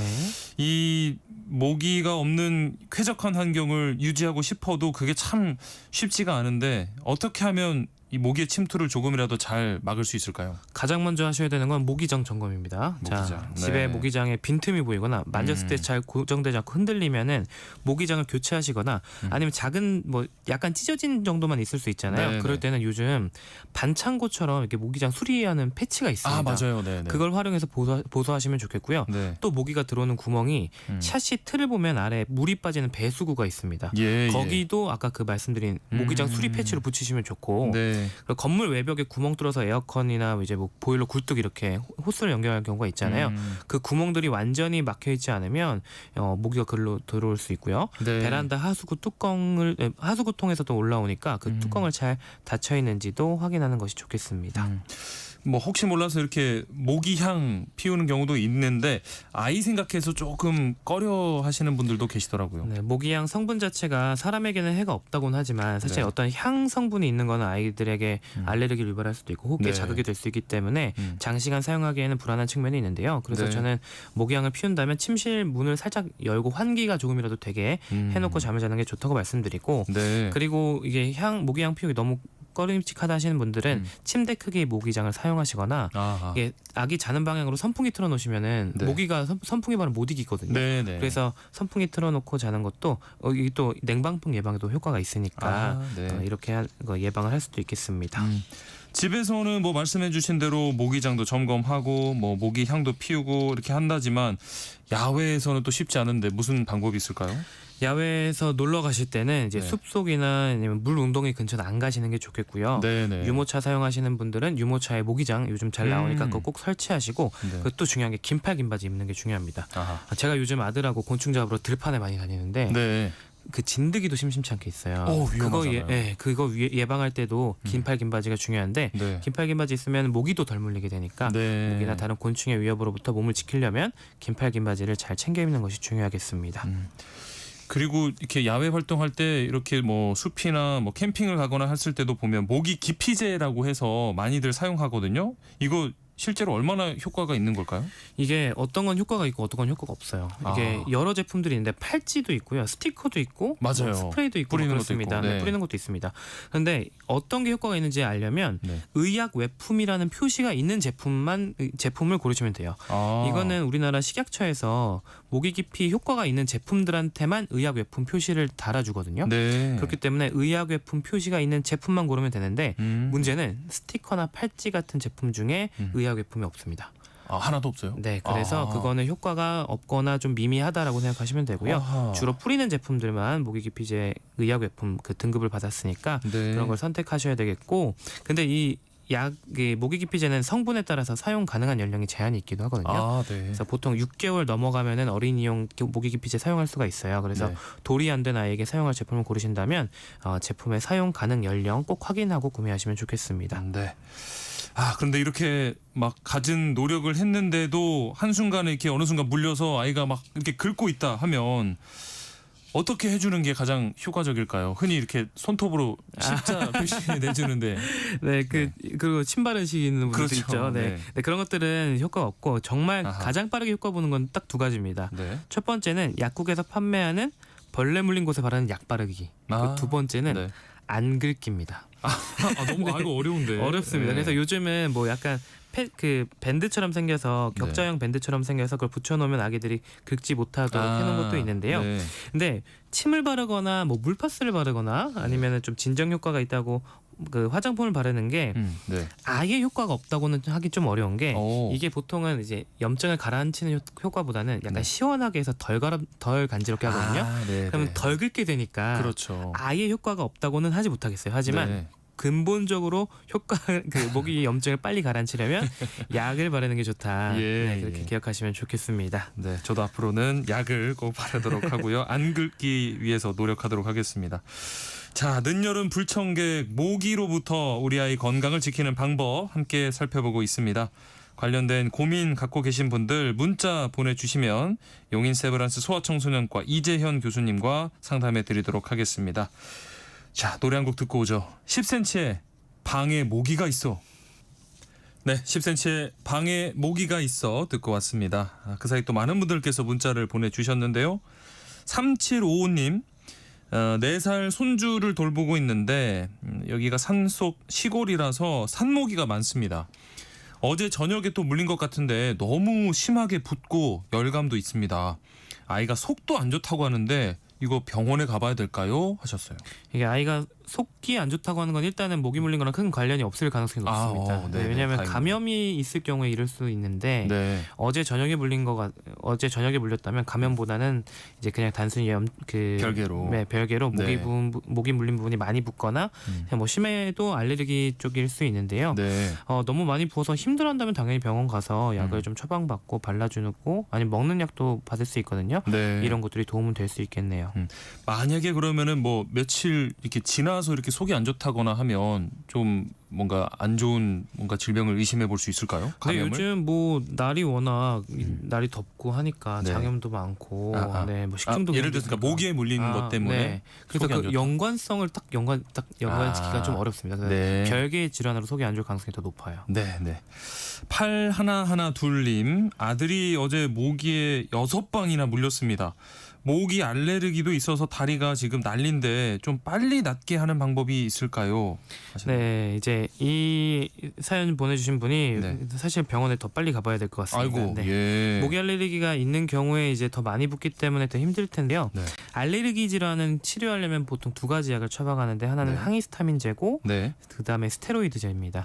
네, 보통 아까 말씀드린 뭐 모기 물린데 바르는 약 이런 것들은 네. 바르는 항히스타민제 성분인데 예. 이렇게 모기 알레르기가 있는 아이들은 먹는 항히스타민제를 좀 추가해서 주기도 하고요. 예. 근데 항히스타민제는 즉각적으로 부은 거나 간지러운 걸 좀 깔아치는 효과는 있지만 장기적으로 이제 부은 걸 조금 완화시키려면 스테로이드제를 쓰기도 해서 네. 알레르기 치료에 사용하기도 합니다. 단기적으로. 그래서 이 상황 병원에 가서 이 상태를 보고 적절한 약을 처방받는 게 좋겠습니다. 네. 9562님 아이 셋을 키우고 있는데 아이마다 모기 물린 후에 어떤 반응이 다릅니다. 첫째는 붓기만 하고요. 둘째는 긁어서 그런지 진물이 나오고 심할 땐 멍까지 듭니다. 피부가 달라서 그런 걸까요? 하셨네요. 이건 뭐 당연히 개개인마다 차이가 있을 수밖에 없는데요. 네. 뭐 진물이 나온다고 하면 모기 알레르기가 있다는 걸 좀 의심해볼 만합니다. 아까 네. 모기 알레르기 그 증상 가볍게 빨리 설명드렸던 것 중에 하나가 물집이 잡힐 수가 있어요. 예. 그래서 이거를 아이가 물집 잡힌 걸 긁어서 진물이 나올 수 있기 때문에 모기 알레르기의 가능성을 좀 생각해봐야 되고요. 네. 그리고 피부 감각이라는 것도 사실 사람들마다 달라요. 저는 사실 모기 물리면 잘 안 긁거든요. 그러니까 보통 참을만 합니다. 네네. 근데 이게 근데 이제 간지럼을 잘 못 참는 분들 있잖아요. 그렇죠, 피부가 더 그렇죠. 예민한 분들이 네. 있고, 그래서 그런 성향의 그 따라서. 피부 예민도나 아니면 참을성 같은 성격도 이런 거에 영향을 줄 수 있지만 우리 둘째 같은 경우는 모기 알레르기를 한번 의심해봐야 될 것 같네요. 네. 자, 뭐 형제끼리도 이 알레르기가 있고 없고 다 각자 다를 수 있나 보네요. 그럼요. 다 형제마다 다릅니다. 네. 9072님 모기가 특별히 좋아하는 혈액형이 있을까요? 저도 이런 얘기 들어봤거든요. 같이 자도 아들만 유독 모기에 물립니다. 또 물린 자리가 착색돼서 피부가 검게 변했어요. 이거 없어질까요? 하셨네요. 일단 혈액형 얘기는 이제 연구마다 좀 얘기가 달라가지고 논란이 있는 주제입니다. 그래서 뭐 공통적으로 이게 정말 어떤 혈액형이 잘 물린다 이런 거는 이렇게 말씀드리기는 정확한 정보는 아닌 것 같고요. 네. 같이 잘 때 아들만 물리는 거는 아들이 이제 보통 땀을 많이 흘리거나 그러면서 자면은 더 잘 물릴 수 있는데 네. 문제는 이제 피부가 착색이 될 수가 있어요. 이거는 꼭 모기 때문은 아니고 피부에 상처가 나거나 어떤 염증이 생기고 나서 네. 이게 거기 자외선을 너무 많이 받거나 계속 긁어서 자극이 되는 경우에 까맣게 멜라닌이 착색되는 경우가 있거든요. 네. 이건 오래 갈 수 있습니다. 아하. 그래서 이게 나중에 뭐 미용 목적으로 레이저 치료를 받아서 없애거나 그래야 될 수도 있어요. 네. 자, 이분들 가운데 3755님, 8112님, 9562님, 9072님 네 분께 모바일 햄버거 쿠폰 바로 보내드리고요. 추첨을 통해서 쿠폰 더 드리겠습니다. 홈페이지에서 당첨자 확인하시기 바랍니다. 세모정 톡톡상담소 우리 아이는 왜 오늘 순서 여기서 마칩니다. 용인 세브란스 소아청소년과 이재현 교수와 함께했습니다. 고맙습니다. 감사합니다.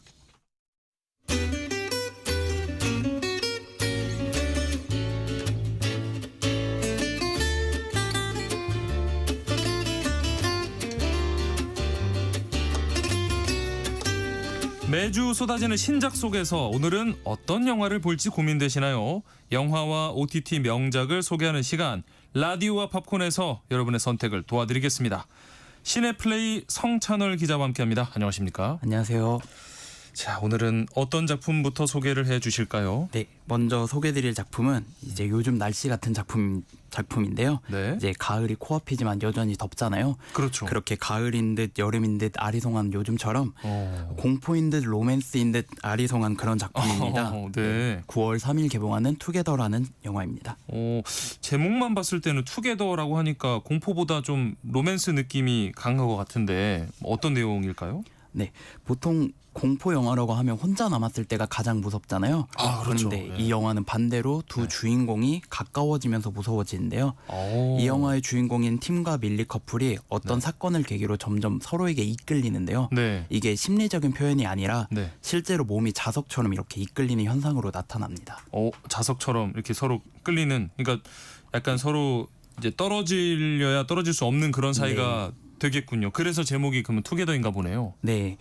그렇게 서로 분명히 사랑하고 오랫동안 함께한 사이인데도 자신의 몸이 그렇게 다른 사람과 계속 이끌린다면 어떤 사이라도 당황하지 않을 수가 없잖아요. 불편하겠죠. 네. 네. 그래서 제목 투게더는 이렇게 함께여서 더 무서운 공포를 담고 있다고 볼 수 있는데요. 네. 두 사람은 이런 상황에서 벗어나려고 끊임없이 애를 쓰지만 마치 운명처럼 자꾸 떨어질 수 없는 상황들이 벌어지고 심지어 실제로 신체 일부가 붙게 되면서 두 사람은 이제 어떤 극단적인 선택들까지 하게 되는데요. 그래서 투게더는 이렇게 두 사람이 떨어질 수 없다는 상황을 단순히 자극적인 설정으로만 쓰지 않고 어떤 고전 문학을 그 단서로 제시를 하면서 관객들에게 공포와 지적 호기심을 모두 충족시킵니다. 네, 이 부분은 이제 영화에서 직접 확인하시면 더 재밌을 거고요. 이 영화는 이제 북미에서는 7월 30일에 개봉을 했는데요. 당시 화제를 모았던 거는 이제 이 두 주연 배우거든요. 네, 데이브 프랭코 배우와 앨리슨 브리 배우는 2017년에 결혼한 실제 부부입니다. 실제 부부가 연기를 한 거면 뭐 연기하는데 무리는 없었을 것 같은데 이런 내용의 영화에 또 동반 출연을 했다니까 사이가 참 대단하네요. 네. 두 사람은 이제 출연뿐만 아니라 제작으로도 이름을 같이 올렸고요.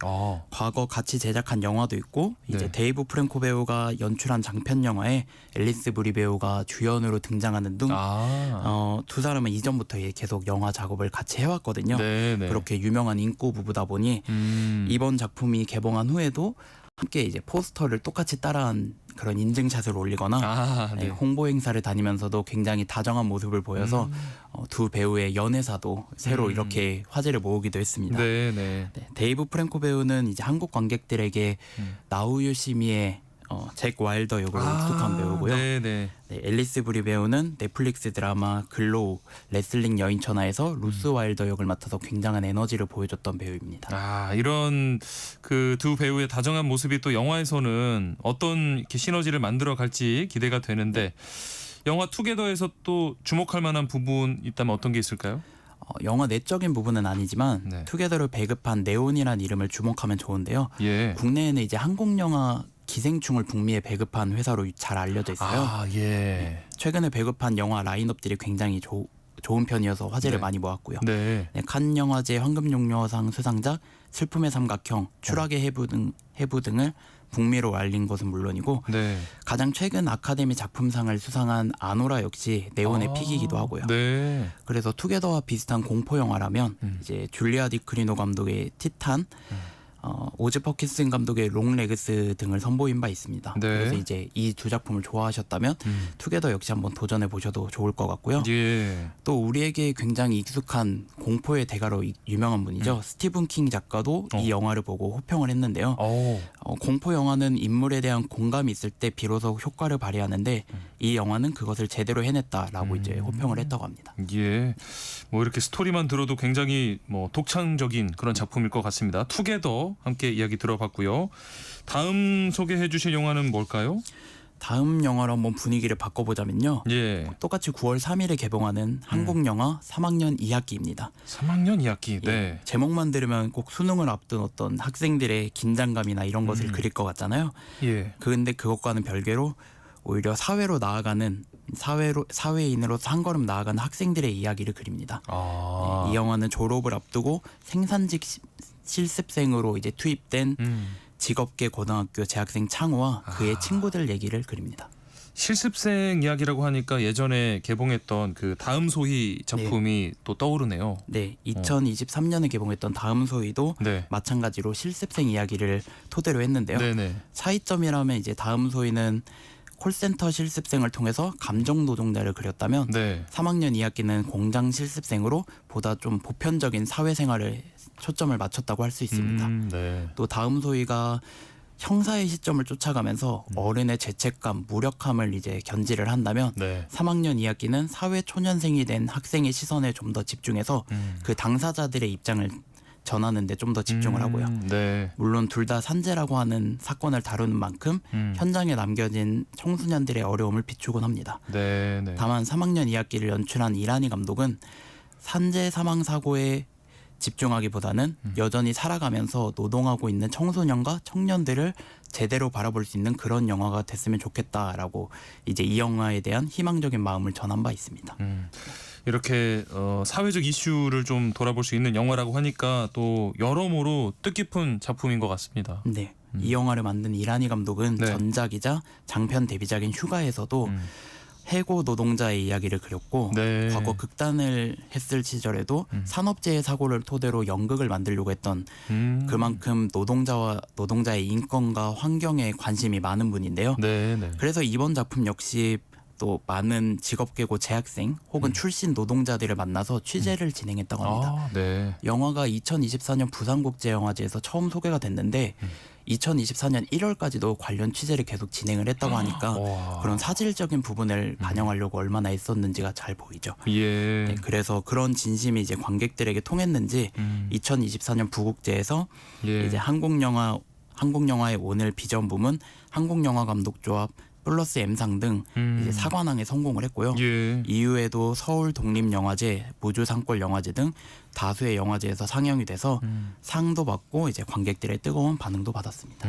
가뜩이나 요즘 뉴스에서도 이 산업재해 사고 소식 끊이지 않고 있는데 함께 좀 살펴보면 좋은 영화일 것 같습니다.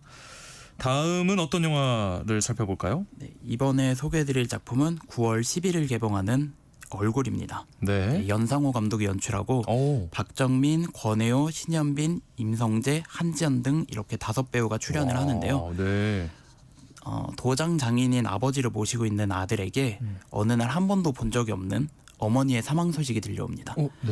40년 전 실종된 어머니의 시신이 신분증과 함께 발견되면서 간신히 신원 확인이 됐는데요. 근데 문제는 아버지조차 어머니 사진이 없고 발견된 신분증도 사진 부분이 훼손돼서 어머니의 얼굴조차 알 수 없는 상황인 거죠. 거기다가 이제 이 어머니가 살해됐을지도 모른다는 가능성이 제시가 되면서 의혹은 점점 더해지는데요. 이 영화 얼굴에는 사실 반전이 하나 있습니다. 근데 너무 이렇게 방송에서 너무 많이 말씀하시면 스포일러 위험이 있는데. 사실 이건 스토리 관련 얘기는 아니고요. 바로 이 영화가 독립영화라는 겁니다.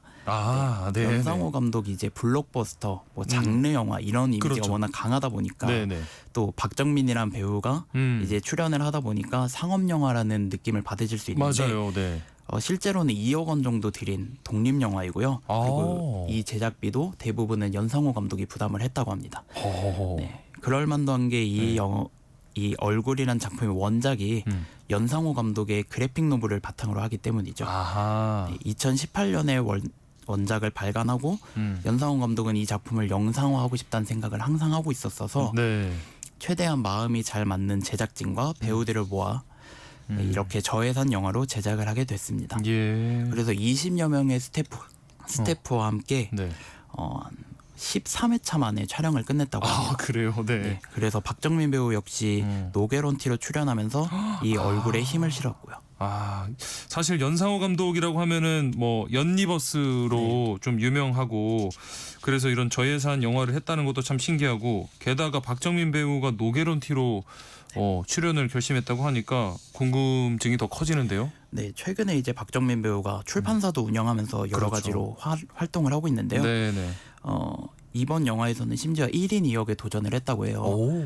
바로 아들 임동환 역과 아버지 이명규의 젊은 시절을 같이 맡았는데요. 그 노년기의 이명규 역은 이제 권혜호 배우가 맡아서 얼굴은 1인 2역이자 2인 력을 동시에 선보이게 됐습니다. 그러네요. 네, 그래서 박정민 배우는 아들이 아버지의 젊은 시절을 파헤치는 영화에서 두 인물을 한 배우가 연기를 한다면 관객들에게 좀 더 묘한 감정을 전달할 수 있지 않을까 해서 먼저 이런 제안을 했다고 하고요. 네. 그래서 이 연기를 하면서 이전에는 느껴보지 못한 형태의 감정을 느꼈다라고 후기를 밝히기도 했습니다. 네. 또 그와 정반대의 새로운 도전을 한 배우가 있는데요. 네. 바로 신현빈 배우입니다. 예. 신현빈 배우는 이번 영화에서 얼굴이 단 한 번도 등장하지 않는 엄마 정영희 역으로 출연을 합니다. 아니 영화 내내 얼굴이 한 번도 안 나오는 거예요? 네, 이 부분은 원작에서도 동일한데요. 네. 그 원작 그래픽 노블에서도 정영희의 얼굴을 제대로 보이게 그린 장면이 하나도 없고 그래서 각자가 상상하는 정영희의 얼굴이 네. 이 작품의 어떤 핵심과도 같은데요. 이번 영화에서도 원작자인 연상호 감독이 옮기다 보니까 이런 특징을 그대로 가져오게 된 것 같습니다. 네, 네. 그래서 신현빈 배우가 이 역을 맡아서 연기를 하는데 네. 당시 이제 얼굴이 나오면 NG였다라는 말을 했다고 해요. 네. 그래서 얼굴이 보이지 않고 어떻게 인물을 전달할 수 있을지 고심을 하면서 몸짓이나 움직임, 목소리 등을 좀 더 세심하게 신경 쓰며 연기했다고 합니다. 연기를 할 때 이 얼굴 뭐 표정이나 얼굴이 주는 이 전달 메시지가 굉장히 큰데 맞아요. 얼굴이 나오지 않는 캐릭터, 게다가 박정민 배우는 또 1인 2역 두 사람 모두 새로운 연기에 도전을 하는데 연기 변신 기대가 됩니다. 네. 자, 이제 남은 작품은 OTT 시리즈인데 어떤 작품일까요? 네, 이번 주에 소개해드릴 시리즈는 9월 5일 첫 방영을 시작하는 드라마 사마귀 살인자의 외출입니다. 이제 방영한 후에는 웨이브와 넷플릭스를 통해서 만날 수 있고요. 네. 제목이 무척 독특한데 네네. 이 살인자의 외출이라는 강렬한 부제가 왜 붙었는지 보면 네. 연쇄살인마 사마귀가 수감되고 20년 뒤에 사마귀와 비슷한 모방범죄가 일어나게 되면서 네. 그 사마귀가 경찰과 공조 수사를 하게 되는 내용을 그립니다. 또 여기서 핵심 포인트는 이 사마귀와 공조 수사를 하게 된 형사가 네. 바로 어머니와 아들 사이라는 거죠.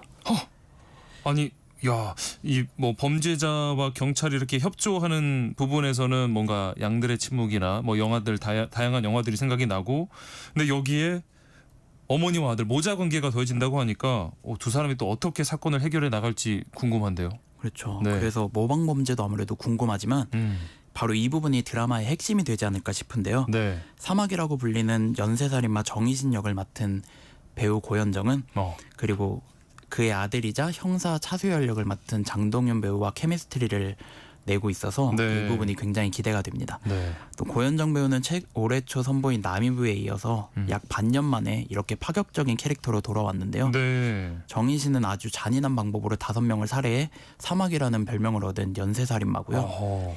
20년 전과 현재의 정희신 모두 고현정 배우의 얼굴 위에 그려질 예정입니다. 네.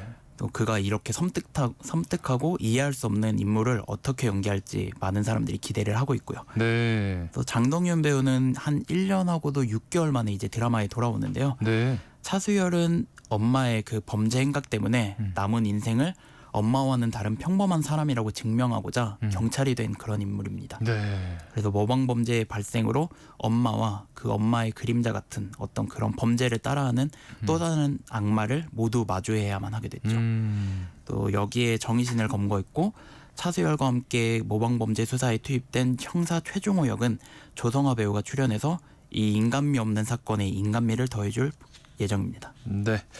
자, 영화와 OTT를 소개하는 라디오와 팝콘, 지금까지 성찬월 기자와 함께했습니다. 오늘 말씀 고맙습니다. 네, 감사합니다. 세상의 모든 정보 오늘 순서 여기서 마무리하겠습니다. 모바일 쿠폰 당첨자는 홈페이지 공지사항에서 확인하실 수 있고요. 끝으로 박지윤의 Still Away 들으시고 저는 내일 다시 찾아뵙겠습니다. 행복한 오후 보내세요. 지금까지 아나운서 임지웅이었습니다. 고맙습니다. Come on, join our nation.